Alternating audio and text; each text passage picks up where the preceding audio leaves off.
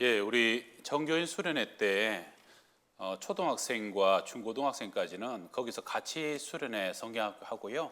영유아 유치부 미취학 아이들은 거기서는 타가방만 하고 우리 교회에서 이틀간 또 성경학교를 하게 됩니다. 영유아 유치부가 요즘 너무 목회자와 선생님들이 아이들을 잘 양육해요. 또 많이 보내주셔서 우리 아이들이 믿음 안에서 또 즐거워하는 시간 가질 수 있기를 바라고요. 전교인 수련회 우리 한 달 정도 남았는데 오늘부터 신청을 받습니다. 가족들 이제 휴가를 거기 간다 생각하시고 요거 신청해 주시면 어제 보낸 문자에 QR 신청도 있어요. 온라인 신청도. 그래서 신청하셔서 여러분 많이 참여해 주시고 오늘 오후 예배 마치고는 거기에 관한 궁금한 것들 물어볼 수 있는 시간도 좀 가진다고 하고요. 그 다음에 여기 미랄 헌금이라고 여러분 생소한 게 들어가 있을 텐데 제가 신학교 다닐 때 학교의 현수막에 전도사님 전도하러 가시지요 하는 문구가 있었어요. 전도사였는데 전도사님들이 전도할 기회가 많지 않아요. 그래서 나도 진짜 전도하러 가야 되는데 우리 남선교회 여전도회가 있잖아요. 남녀 선교회가 사실은 원래만 하는 게 아니라 선교하고 전도하고 섬기러 가야 되거든요. 그래서 제가 어제 체육대회 때 이 미랄주의를 잘하고 있는 교회를 한번 여쭤봤더니 우리로 치면 칠남선교회가 매달 한 번씩 쪽방촌에 맛있는 과자를 사들고 독거노인을 찾아간다는 거예요. 그리고 우리로 치면 오여전도회가 이게 소년소녀 가장들에게 한 달에 한 번씩 반찬을 들고 찾아가는데 사실은 과자 사고 뭐 반찬 만들고 돈은 많이 들지 않아요. 그런데 다녀오면 느끼는 것도 많고 감사도 많고 하나님의 은혜를 너무 많이 주신다는 거죠. 또 그것을 통해서 우리 선교회가 이제 뭔가 세상을 어두운 연약한 자를 섬기는 곳에 우리가 함께 실천하는 그러한 모임이 되자 하는 취지입니다. 그래서 여기에 여러분 얼마를 헌금하시냐면 많이 하시면 안 되고 1,000원. 얼마요? 1,000원만. 우리 교인이 지난주에 작년만 한 700명 가까이 예배 드렸는데 우리 교인이 1,000원씩만 헌금해도 70만 원이에요. 한 사람이 70만 원 낼 수도 있지만 모두가 마음을 모으고 그리고 우리가 몸으로 함께 섬기는 거예요. 그래서 여기서 나온 것을 남녀 선교회가 가지고 5째 주일, 몇 주 안 되죠, 1년에 섬기러 나가는 거예요. 그러면 하나님께서 그 속에 큰 은혜를 분명히 주실 것이다. 그래서 여기에 막 10만 원짜리, 100만 원짜리 넣으시면 안 되고 얼마요? 1,000원. 그런데 거스름돈이 없는 사람은 뭐 어쩔 수 없어요. 그런 분들은 어쩔 수 없이 그냥 5,000원, 10,000원 넣는 건 할 수 없는데 큰 돈 넣지 마시고 1,000원씩만. 그 대신 모두가 다 참여해 주시기를 부탁드립니다. 예. 우리 옆 사람 한번 인사할까요? 하나님의 비전을 품는 사람이 되십시다.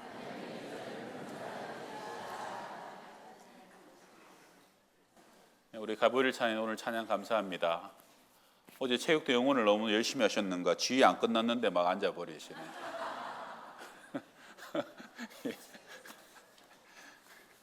오늘 말씀은 느헤미야의 비전입니다. 느헤미야는 특출난 사람이에요. 포로 3세인데 세계 최강대국 페르시아 제국의 관리가 되었고 그 중에서도 왕의 최측근인 술관원장이 됩니다. 그 당시 왕은 항상 독살 암살의 위험이 있었고요. 그래서 제일 믿을 만한 사람을 곁에 두고 우리나라 옛날에 기미상궁이라고 그러죠. 먼저 먹는 거예요, 왕이 먹을 걸. 그리고 왕과 대화하고 모사가 되어주고 왕의 침실을 봐주고 항상 제일 믿을 만한 측근입니다. 또 느헤미야는 남달리 조국을 사랑했던 애국자였죠. 그는 결국은 유다의 총독으로 파송받아 갑니다.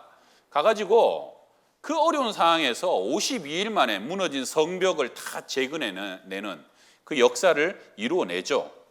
여러분 미국에 가보면 이 이민간 세대 자녀들이 2세대만 돼도 엄마 아빠는 집에서 한국말을 쓰는데 애들이 한국말을 제대로 못해요.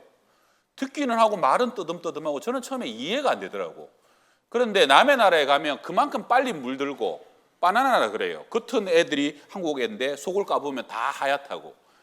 그런데 이 느헤미야는 여러분 지금 할아버지 때에 붙잡혀온 포로예요. 자기가 지금 거기에 100년도 넘게 태어나갖고 자란 것은 페르시아가 고향이란 말입니다. 거기서 제일 안정적인 왕궁에서 왕의 최측근의 자리를 차지했는데도 어떻게 그 1200km나 되는 고향으로 가야 되겠다. 내가 거기 가서 나라를 재건해야 되겠다. 그러한 부르심이 하나님의 부르심인지 확실히 알 수 있었고 그 비전이 이루어졌나 하는 것이죠. 그래서 오늘은 우리가 비전에 관한 말씀인데 여러분과 자녀들과 또 여러분의 삶을 향한 하나님의 비전을 깨달아가는 그러한 시간이 되시기를 바랍니다. 첫 번째 한번 따라합시다. 부담감이 비전이다. 마음의 부담, 소원을 강력하게 주시면 그것이 하나님의 비전일 수 있다는 거예요.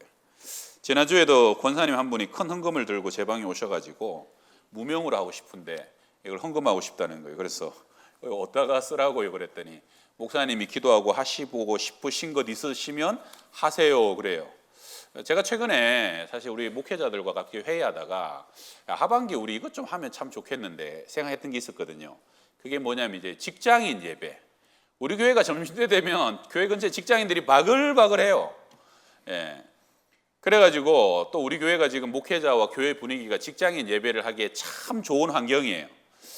그래서 조금 재정적인 뒷받침만 되면 직장인 예배를 한번 해보겠다 싶어서 기도하고 있었는데 마침 그렇게 헌금을 주시니까 그 하나님 응답하시는 과정으로 권사님의 마음에 뭔가 전에부터 자꾸 뭔가 이게 드려야 되겠다는 부담감을 주셨다는 거죠. 권사님은 순종해 주셔서 감사하고 저는 또 하나님의 꿈과 비전이 그것을 통해서 이루어질 거라고 믿습니다. 우리 작년에도 어떤 분이 이렇게 그렇게 헌금해 주셔갖고 널푸른 대학이 시작됐거든요. 얼마나 많은 노인들이 기뻐하고 감사합니까? 물론 시작하는 마중물밖에 안 돼요. 나중에 해 지나면 또 교회의 헌금과 교회의 인력, 수고하고 봉사하는 사람이 또 따로 고생을 해야 되죠. 목회자의 일도 더 많아지고. 그래도 내 마음에 주시는 누군가의 특별한 하나님의 부담이 순종으로 이어졌을 때 하나님의 특별한 역사는 그 속에서 새롭게 세워지게 된다는 것이죠. 오늘 본문의 시대적 배경을 간단히 살펴보면 남유다가 586년에 바벨론에 완전히 멸망하고 그리고 그 바벨론은 나중에 또 페르시아에 또 멸망하게 됩니다. 70년 만에 바벨론의 포로들이 스룹바벨과 함께 돌아와갖고 무너진 성전을 세우긴 세우죠. 근데 막 그렇게 대단하진 않아요. 그 다음에 한 7, 80년 지나갖고 에스라가 또 돌아와갖고 영적 부흥 대각성 운동을 일으킵니다. 사람들이 회개하고 막 또 자폰했던 것들을 돌려보내고 하나님의 거룩하심을 추구하지만 세월이 지나니까 그것도 유야무야해지다가 다시 한 70년이 지나갖고 에스라가 오늘 성경 본문에 등장하는 거예요. 느헤미야가 성경 본문에 등장하는 거죠. 주전 444년인데 왕궁에서 페르시아 왕궁에서 지내던 느헤미야가 유다에서 지금 갔다 온 동생 하나냐에게 소식을 듣습니다. 조국이 좀 어떠냐? 지금 남아있는 사람들은 환난과 능욕을 받고 예루살렘 성은 다 무너지고 성문은 불타버렸습니다. 이 소식을 듣자마자 느헤미야는 그날부터 애통하기 시작합니다. 우리 4절인데 한번 읽어볼까요? 내가 이 말을 듣고 앉아서 울고 수일 동안 슬퍼하며 하늘의 하나님 앞에 금식하여 기도하고. 에스라는 지금 페르시아 수상궁에 1200km나 떨어진 곳이에요. 예루살렘과 걸어가도 한 달이 넘는 거리 아닙니까? 또 에스라는요 고향이 이게 포로로 잡혀온 사람이 아니에요. 처음부터 페르시아에서 태어나서 페르시아가 고향인 사람 아닙니까? 그런데도 조국의 소식을 들으니까 수일을 금식하고 슬퍼하고 기도했다는 것. 이거 이제 조국을 향한 강력한 부담감이죠. 여러분 할아버지 할머니 때 이민 가가지고 손자가 태어났는데 미국으로 치면 지금 백악관에 고위 관료가 됐단 말이에요. 그런데 대한민국의 조국에 지금 어떤 안 좋은 소식이 들려왔는데 거기를 슬퍼하고 눈물 흘리고 금식하고 그렇게 하는 것이 쉽겠냔 말이죠. 그 특별한 마음과 감정은 하나님이 주셔야 되는 거라는. 제가 20년쯤에 몽골에 청년들 데리고 단기 선교를 갔는데 그때 선교사님이 양 잡는 걸 이렇게 보여주겠다고 양 한 마리를 사가지고 현지 나라에 양을 잡게 했어요. 네 발을 묶어서 하늘을 향해 들고 몽골은 피가 땅에 안 떨어지게 양을 잡는데요. 그래갖고 이 양을 이렇게 묶어놓고 칼로 양의 이 가슴과 배를 이만큼 찢는 거예요. 이렇게 쭉 찢어요. 그러면 내 배에 지금 누가 칼로 뭘 찢어요? 아프겠어요? 안 아프겠어요? 아픈데 양이 한마디 비명을 안 지르더라고요. 그 다음에 거기다가 손을 집어넣어갖고 내장을 비트는데도 양이 헉하지 소리를 안 질러요. 그래갖고 양이 조용히 죽어가는 거예요. 야, 그 20-30명이 그걸 둘러서 보고 있는데 죽어가는 양이 불쌍해서 막 슬퍼하고 눈물 흘리고 어떤 애는 예수님이 저렇게 어린 양처럼 죽으셨구나. 그래가지고 그냥 특별한 시간을 보냈죠. 그러고 난데 양이 다 죽고 나니까 그날 점심 메뉴가 양이었단 말이에요.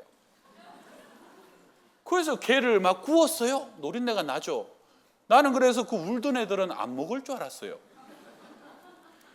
야, 그걸 구워놨더니 한 명씩 가갖고 이렇게 먹어보니까 야, 금방 잡은 거라 신선하고 되게 맛있다고. 양고기가 이런 맛이구나.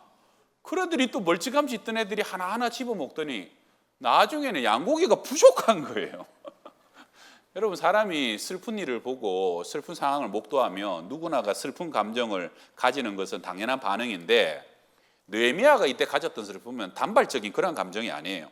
수일 동안에 울고 슬퍼하고 금식하고 왕 앞에 나아갈 때도 그의 수심을 감출 수가 없어가지고 정상적인 업무를 감당할 수 없을 정도로 초국에 대한 부담이 그의 마음에서 떠나지 않는 거예요.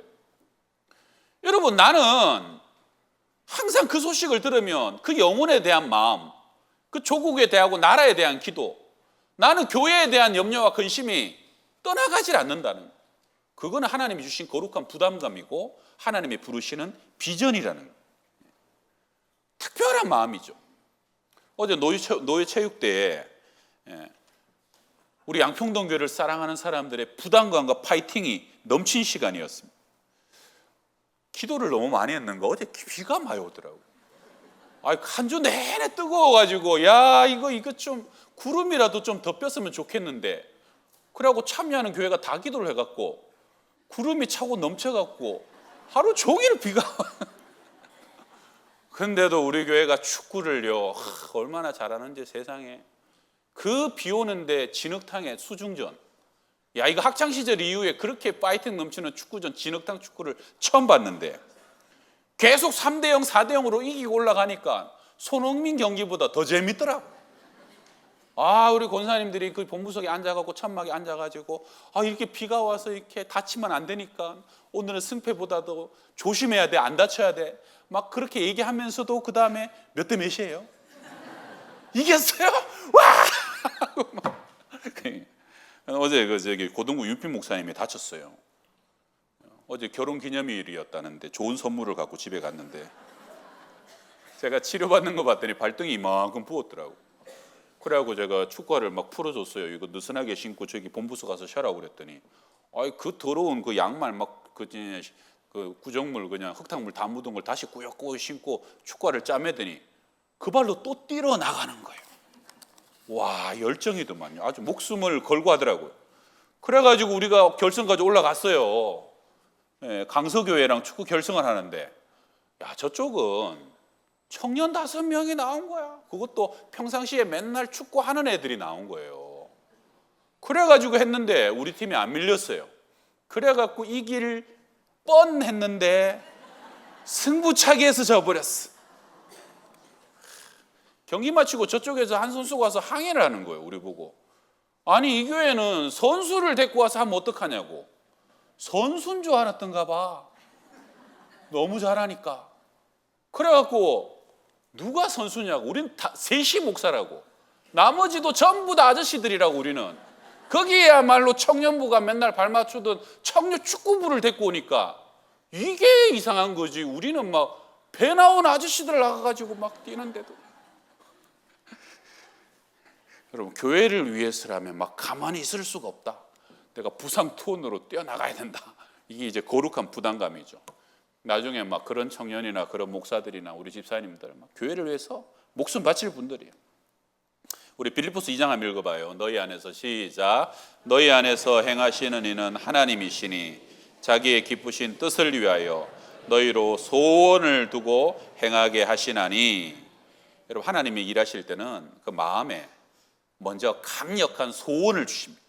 뜨거운 열정을 주신다는 거예요. 혹시 여기 앉아 계신 분 중에 우리 성가대가 찬양할 때마다 나도 저기에 앉아야 되겠는데, 나도 저 가운 입고 싶은데, 그런 마음이 계속 드는 분 있다면 하나님의 비전인 줄 믿으시길 바랍니다. 지금 작년부터 계속 그랬는데 계속 그 마음을 멸시하면 안 돼요. 하나님은 그러한 마음의 소원을 주셔서 우리를 부르시는 거예요. 우리 앞에 아침에 찬양팀도 이렇게 쓰잖아요.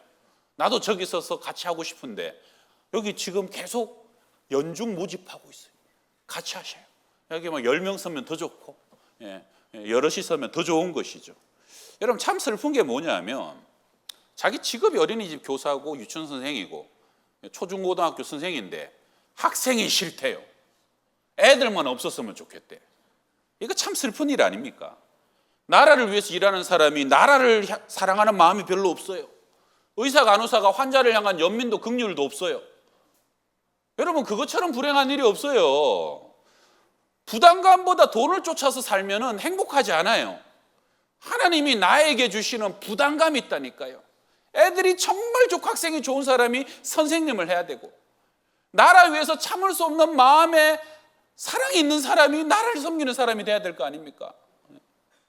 진짜 교회에서 일하는 게 좋고 하나님 예배하고 말씀 전하는 게 좋고 성도들을 돌아보는 게 좋은 사람, 그런 사람이 목회자로 서는 것이 행복한 교회가 되는 길 아니겠습니까? 여러분 각자 속에 나도 모르게 떠나지 않는 부담감이 있다. 하나님의 비전인 걸 믿으시길 바랍니다. 긴가민가해요? 더 좋은 방법이 있어요. 기도로 확인하는 거예요. 두 번째 한번 따라합시다. 기도가 비전이다. 느헤미야의 부담감은 한탄과 자기 연민으로만 끝나지 않고요. 그것이 금식과 기도로 이어집니다. 4절에 내가 이 말을 듣고 앉아서 울고 수일 동안 슬퍼하며 하늘의 하나님 앞에 금식하며 기도했다는 거예요.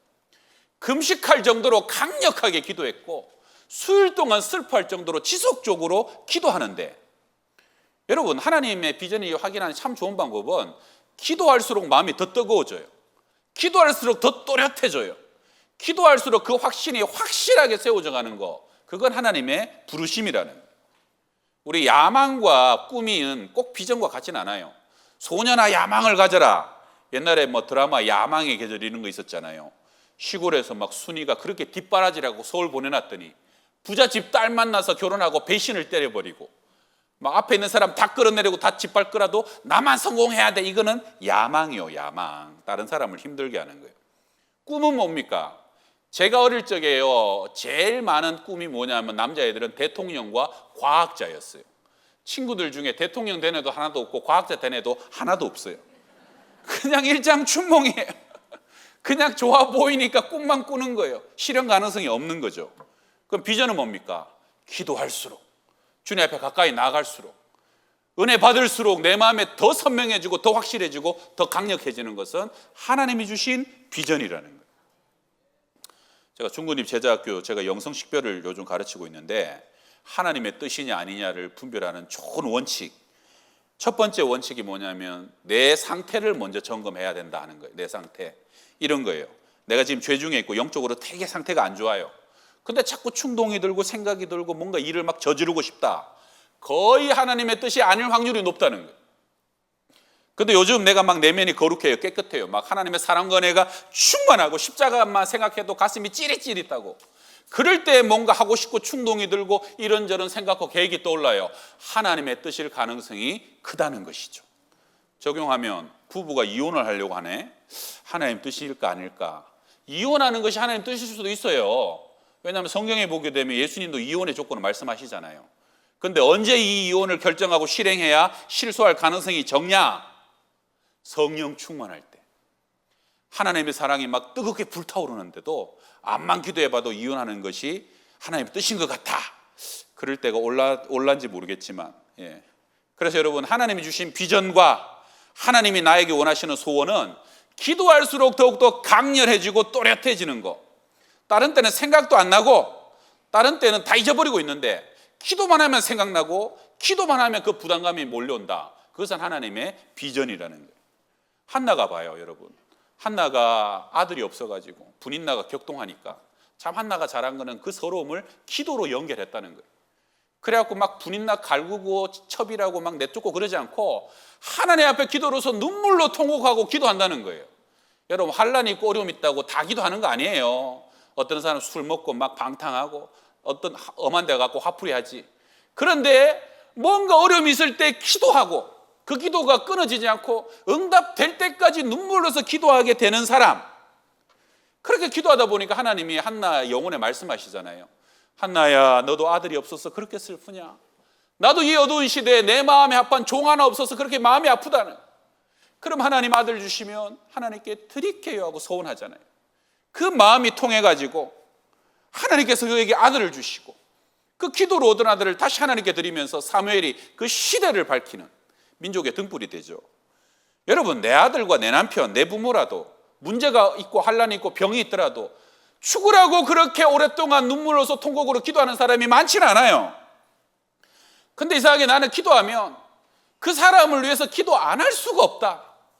나는 사실 기도만 하면 평생 내 아들만 생각하면 눈물이 마르지 않고, 아들이 지금 50인데 막 아들이 40이 넘었는데도 아들만 생각하면 그렇게 짠하고 눈물이 마르지 않는다. 하나님이 주신 비전이라니까요. 그 아들을 통해서 뭔가 이루 가시려는 뜻이 지속되고 있는 거예요. 나라를 위해서 내 마음의 상함이 멈춰지지 않는다. 나라를 위해서 기도하라는 부르심이에요. 그 사람의 기도 때문에 이 나라가 지켜지고 있고, 그 사람의 기도 때문에 이 나라를 하나님이 그 기도 가운데 지켜주고 있는 것을 믿으시길 바랍니다.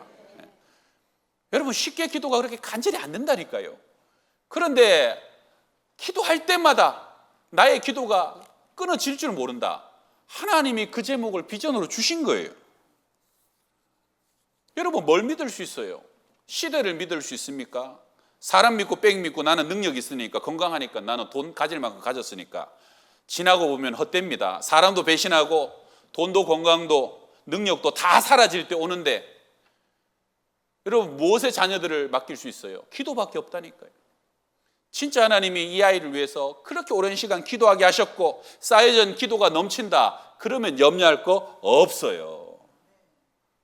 하나님이 그렇게 기도하게 하셨다면 기도한 대로 그 아이의 길을 여시고 그 아이의 비전을 이루어갈 것을 믿으시길 바랍니다.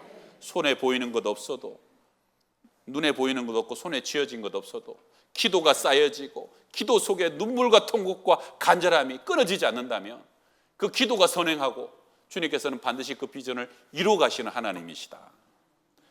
자, 세 번째 한번 따라 합시다. 환경이 열리는 것이 비전이다. 전에 응답하라 1988이라고 좀 젊은 애들 좋아하던 드라마인데, 거기 보게 되면 천재 바둑기사 소년 태기가 등장해요. 득선이랑 사귀기도 했죠. 배우 박보검이 연기했는데 극 중에서 시계집 아들로 나옵니다. 근데 천재 기사 이창호를 모델로 한 인물이죠. 이창호는 한중일의 바둑 역사에 남을 만한 인물이라고 합니다. 한 기자가 그 이제 소년 때부터 바둑을 잘 뒀거든요. 그 괴력이 어디서 나오는가? 전주에 있는 본가를 찾아갔답니다. 다큐멘터리를 찍으러.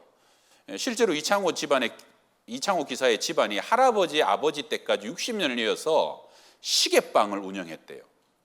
여러분, 이창호의 강점이 뭔지 압니까? 끝내기, 초치기입니다. 초치기. 일단 초치기에 들어가면 다른 사람들은 다 긴장하는데 이창호 기사는 째깍 시계가 진행될 때마다 더 마음이 의연해지고 편안해진다는 거예요. 왜 그래요?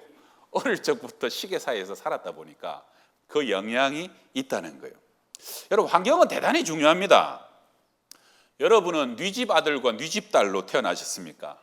지금까지 무엇이 나를 나되게 만들어 왔습니까? 여러분, 믿음의 눈을 열고 하나님의 지혜를 주시면 내 삶 속의 모든 만남과 환경이, 때로는 컴플렉스와 연약함도 이것도 하나님의 섭리였고 이것도 하나님이 조성해 주신 은혜였구나 하는 것을 깨닫게 된다는 것이죠. 느헤미야는 지금 수상궁의 관료였고 또 그의 간절한 기도로 수상궁에서 더 높은 지위에 올라가는 환경이 열리고 있습니다. 자, 우리 11절 같이 읽어봅시다. 시작.